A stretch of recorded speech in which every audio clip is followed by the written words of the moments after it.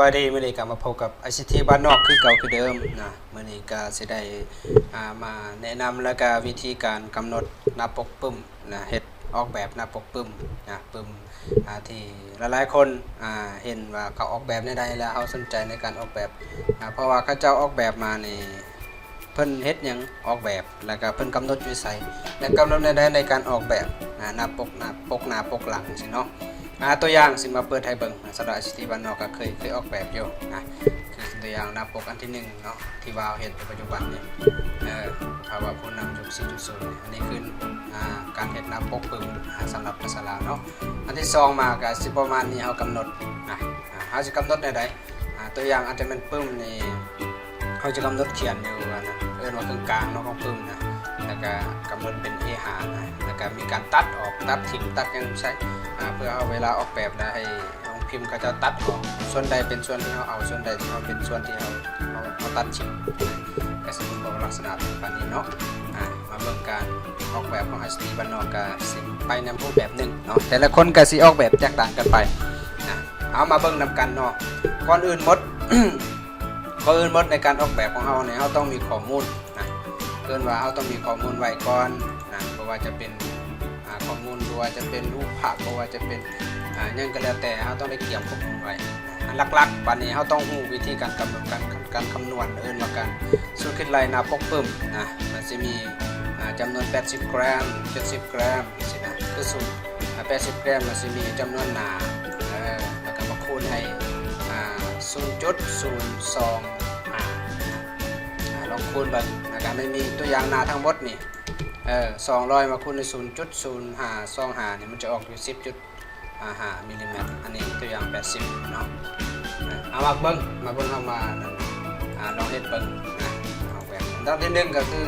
เข้าไป Photoshop นะเพราะว่าเราออกแบบ Photoshop เนาะเข้าไป Photoshop แล้วเข้าไป New เมื่อเข้าไป New แล้วเรากำหนดเป็น A5 เอา A5 เพิ่มซะ A5 บ่ A5 เรากำหนดก็ได้เอาจื่อสมมุติว่า A5 นี่เพิ่นกำหนดเอาไว้ A5 นี่เท่าไรคูณเท่าไร148คูณ210เราก็เข้าไปปริ้นก็ได้เรากำหนดเอาอันนี้ลงคูณ148อันนี้ก็210นะลงสูงนี่หมายความว่าลวงกว้างนี่148ลงสูงก็210สำหรับ A5 เนาะอันนี้ A5 แล้วresolution เนี่ยเขากำหนดเอาเป็น150เนาะอันนี้ color mode นี่เขาใส่เป็น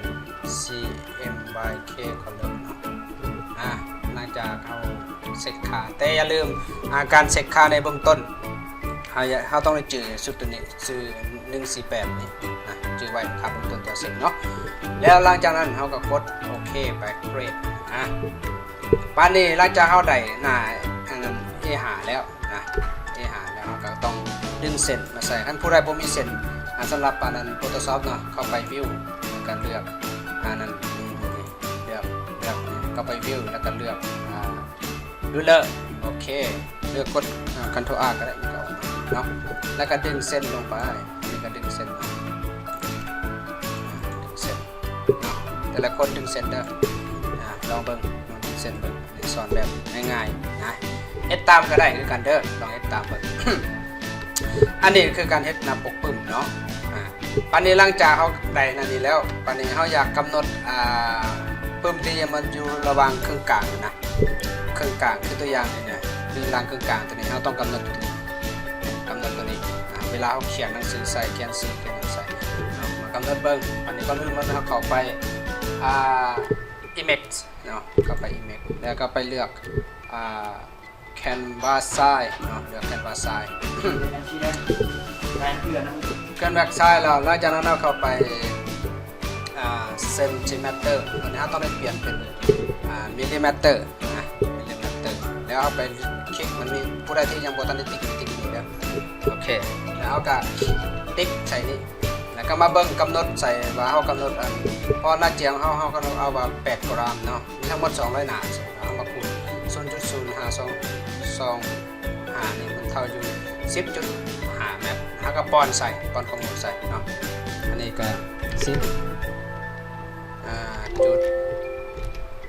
จุด10.5นะติ๊กนี้แล้วก็มาติ๊กใส่นี่เด้อแล้วกดโอเคไปปึ๊บนี่มันจะเด้งให้เราเลยมันจะเป็นส่วนนี้ส่วนที่เราเขียนหนังสือใส่เฮาก็ดึงเส้นมาใส่วันนี้หลังจากนั้นเฮากำเมื่อคำว่าเฮาไปสร้างหน้าใหม่ขึ้นมาอีกหน้า A5 ขนาดหน้า A5 นะหน้า A5 ขึ้นมาอีกหน้านึงนะเพราะว่าทั้งหลังอีกได้สร้างเป็นหน้าปกหลังนี่หน้าปกหน้าหน้าปกหลังเนาะแล้วก็ไปเปิดเข้าไปอีกคือเก่าเนาะเข้าไป Image นะแล้วก็เข้าไป Convert Size เนาะ Convert Size ประมาณนี้แหละแล้วก็เลือกเป็นคือเก่ามิลลิเมตรนะเฮาก็กำหนดเอาอยู่นี่148ในที่ว่าเราแนะนำกันในเบื้องต้นเนาะ148แล้วกดนี่คือเก่ากดปึ๊บแล้วก็โอเคไปปึ๊บแล้วมันจะสร้างหน้าให้เราเลยเฮาก็เปิดนั้นใส่เรียกว่าใส่เส้นใส่ปานนี้มาเบิ่งแล้วนี่ตัวนี้มันตัวภาคส่วนที่เราจะออกแบบได้เฮาออกแบบหน้าปกเฮาออกแบบประมาณนี้ในปานนี้หลังจากเมื่อเฮาอยากส่งพิมพ์เนี่ยเฮาต้องกำหนดเอาพิมพ์เนี่ยเขาจะตัดออกประมาณ3เซนนะ3เซนให้กำหนดอยู่ใช่กำหนดคือเก่าเข้าไปนี่คือเก่าเนาะเข้าไปฝั่งภาษาคือเก่านะอันนี้เฮาก็เลือกเซนติเมตรเลือกเป็นเซนเนาะมาเบิ่งระหว่างทั้งขางทั้งทึงทั้งลงสูงลงนอนในรวมทั้งหมดแม่ก็มาเบื้องละ3นะเฮาต้องเอา6นะแล้วก็รวมเป็น6โอเคแล้วเฮาก็กดโอเคไปปึ๊บเห็นป่ะทานเห็นป่ะอะไรติดตามเห็นจะดูเนาะประมาณนี้นะเบื้องนี้เบื้องตัดออกเนี่ยเวลาออกแบบแล้วเขาจะตัดส่วนนี้ออกเนาะหลังจากนั้นเราก็ออกแบบตามใจเลยนะประมาณนี้นะอันนี้การกำหนดและการออกแบบนะก็สิเอาข้อมูลเอารูปเอาอย่างมาใส่พิมพ์หนังสือใส่นะก็ลองออกแบบเบิ่งแต่ละคนอาจจะออกแบบก็คือกันเนาะในตัวอย่างมาพิมพ์หนังสือใส่เส้นไหนป่ะอาจจะออกแบบนี้ก็เป็นหูเป็นอย่างมาใส่ลองแล้วออกแบบอันนี้จะเป็นอย่างอันนี้แต่ละคนก็ลองออกแบบเบิ่งอาจจะเทสีลงบ่อย่างสิสามารถเทสีได้เนี่ยประมาณนี้เนาะลองไปออกเบิ่งแต่ละคนแต่ละทานนี่ก็คือการแบ่งปันข้อมูลจาก ICT บ้านนอกก็แลกเปลี่ยนน้ำกันผู้ใดก็คิดว่าติดใจกดไลค์กดแชร์เพื่อให้กำลังใจในการเฮ็ดคลิปต่อไปผู้ใดอยากให้เฮ็ดคลิปใดก็สามารถคอมเมนต์ในใต้ได้เนาะสิแนะนำที่ไปอันนั้นค้นคว้าและสิมาแบ่งปันให้ผู้นำกันขอบใจไลค์กดแชร์แล้วก็กดSubscribe ให้เป็นกำลังใจในคลิปต่อไป